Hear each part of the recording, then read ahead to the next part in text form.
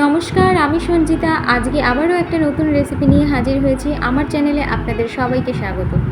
আজকে বানাচ্ছি রুই মাছের কোপ্তাকারি।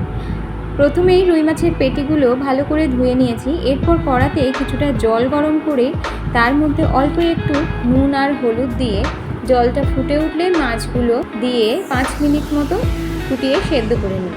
5 মিনিট পর মাছগুলো সেদ্ধ হয়ে গেছে। এবার জল থেকে ভালো করে ছেঁকে তুলে নিয়ে মাছগুলো বেছে নেব।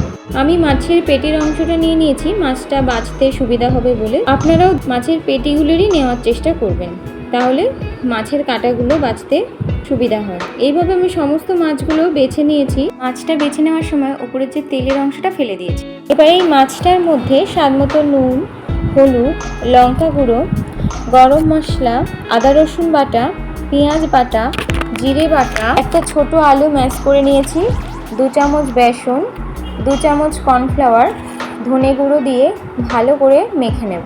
এবার এই মেখে নেওয়া মাছটাকে একটা যে কোনো শেপ দিয়ে ভেজে নেব। আমি একটু কাটলেটের মতন শেপ দিচ্ছি, আপনারা চাইলে গোল বা লম্বা করে নিতে পারেন। এরপর কড়াতে সাদা তেল গরম করে একটা একটা করে বড়া ছেড়ে একটু লালচে করে ভেজে নেব। মিডিয়াম ফ্লেমে বড়াগুলো ভাজতে হবে।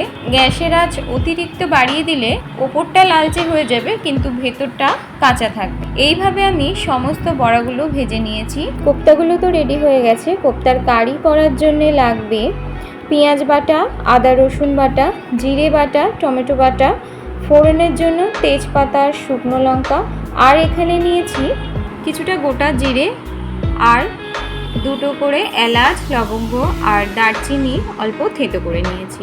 এবার এই ফোড়নগুলো একটু হালকা ভেজে নেব। ফোড়ন থেকে সুন্দর গন্ধ বের হলে দিয়ে দেব পেঁয়াজ বাটা। পেঁয়াজের কাঁচা গন্ধ চলে যাওয়া পর্যন্ত পেঁয়াজটা ভেজে নেব।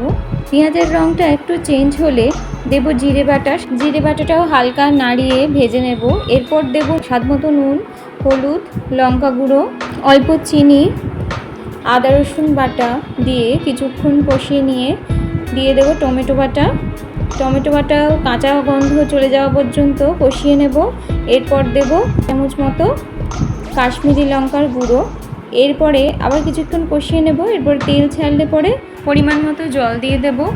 আমি গ্রেভিটা একটু শুকনো শুকনো রাখবো, তাই জন্য অল্প পরিমাণেই জল দিলাম। এরপর জলটা ফুটে উঠলে একে একে কোপ্তাগুলো দিয়ে দেব। এরপর ঢাকা দিয়ে 2 থেকে 3 মিনিট মতো ফুটলে পরেই আমাদের রুই মাছের কোপ্তাকারি রেডি হয়ে যাবে।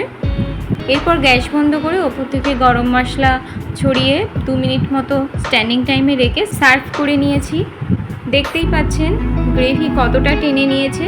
তা আমি এইরকমই রাখতে চেয়েছিলাম, তাই জন্য জলটা অতটা কম দিয়েছিলাম। আপনারা চাইলে আর একটু জল দিতে পারেন। তো আজকের রান্না কেমন লাগলো আমাকে কমেন্টে জানাবেন, আর ভালো লাগলে একটা লাইক দিয়ে দেবেন, শেয়ার করে দেবেন, আর এরকমই নতুনত্ব রেসিপি পাওয়ার জন্য আমার চ্যানেলটা সাবস্ক্রাইব করে দেবেন।